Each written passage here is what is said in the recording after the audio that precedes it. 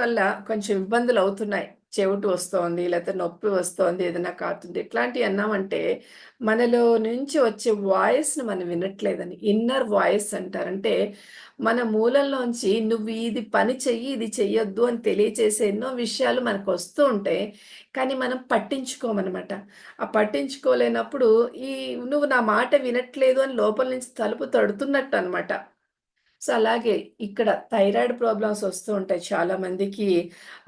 గొంతు ఇబ్బందులవుతాయి.